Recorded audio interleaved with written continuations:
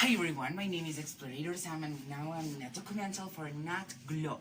I'm really happy to be here and show the beautiful island of Madagascar, and we have a lot of incredible animals that we are going to show to you, and I hope you really learn about this species because today we are speaking about the lemurs. Okay, what are the lemurs? Who are them? The lemurs are an amazing species alive here in the island of Madagascar. I know that you all have listened about Madagascar because it's a movie, animals that we recognize for being Madagascar. I'm really happy that you are watching this documental, and I really hope you learn a lot. Okay, we have to learn that the lemurs are one of the smallest primates that exists. Actually, are the smallest primate that exists. But it was not always that. Don't leave it for experience. The lemurs in long time ago, through the evolution, lemurs actually were one of the bigger animals that exist. They were even bigger than a adult gorilla. Can you believe it? And now they are really small because through the evolution of the world at the time, these lemurs become smaller for can live easily in the trees. Then they are small, but one time in the history they were really big. We have to learn also that the lemurs, I'm gonna break one line for you. The lemurs don't use their tails for as a prehensile tail and kind of the trees. The lemurs actually use that for control and balance themselves in their action in the sky. The lemurs have long noses and also have 4 legs. They can stand and sit down every time that they want. But naturally, we are gonna find them in 4 legs and in a position as 4-4. But they can also stand if they prefer to. We have also to learn that the lemurs live in some kinds of communities. They live in families. We actually know that the groups of animals are named herds, but in the case of lemurs, they are named families. They are most males, but that doesn't mean that they only live as males because they are also females. And ironically, the males are the most probability to get out of the community because another curious data is that the females are who direct the groups. The females are the one that direct the family, and the females are who take the really important decisions. For example, if they are not enough availability of resources, the female is who decide who get out of the community. Then we have to know that the females are who direct the group, and the males when are driving out of the community, the males are who form and create another male groups only of males. But it is so interesting to learn about the organization of these incredible animals, and now I really hope you be with me in this adventure because we have 9 steps more between we finalize this documental. Continue. Now we are here taking a short recess from the lemurs. We can listen there from there, but we are in a really short recess from them, and I'm pushing that we are going to speak about the anatomy of the lemurs. Lemurs are really amazing bodies because the lemurs has such a lot of parts, such a lot of functions, and their body has a really big anatomy that we have to describe to you because you have to understand how the lemur's body works. For that, we are going to first speak about that the lemurs have long and pointed noses, just as most of us will want a rhinoplasty, but they don't. They have the natural. The lemurs have a long and big noses, but also they have some another characteristics as opposable thumbs, just as they can catch anything they want from whatever they want. They have also nails. I'm gonna break that math for you. They have nails, they don't have claws, they have nails just as us also.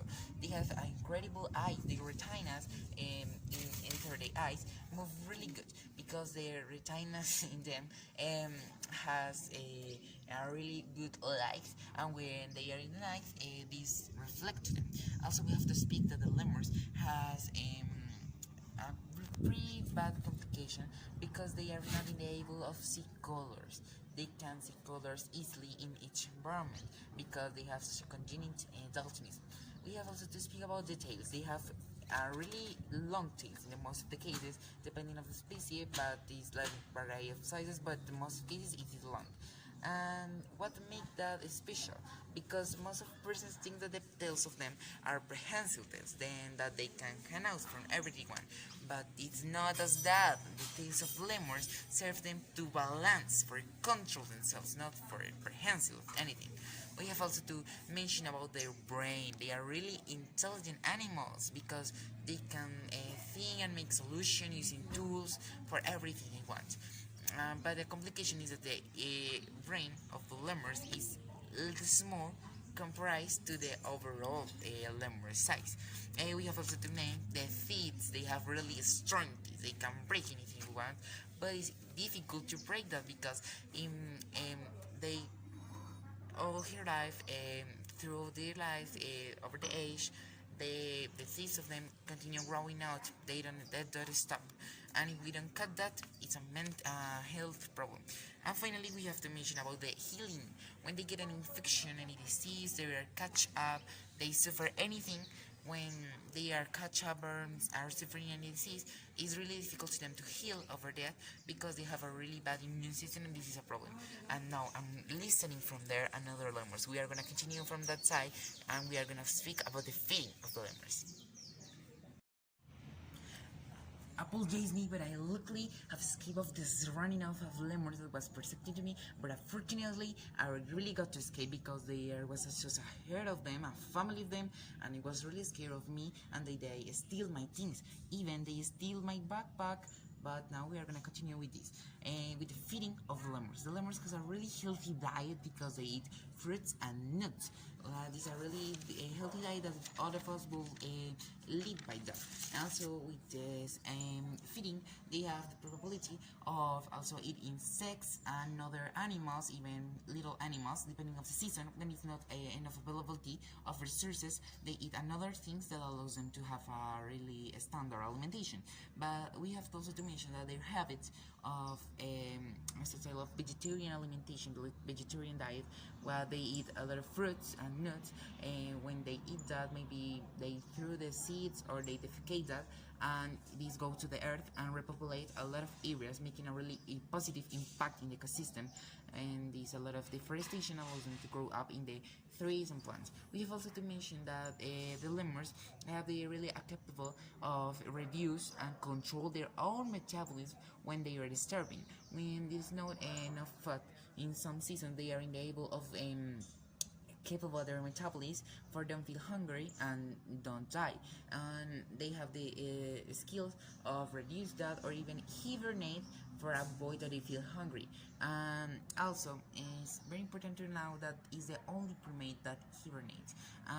They, in the opposite case, when there's a lot of food, a plenty of food, they eat as much as they can, getting really fat, but this is where they can survive and thrive and don't suffer in a season where it's not much fun.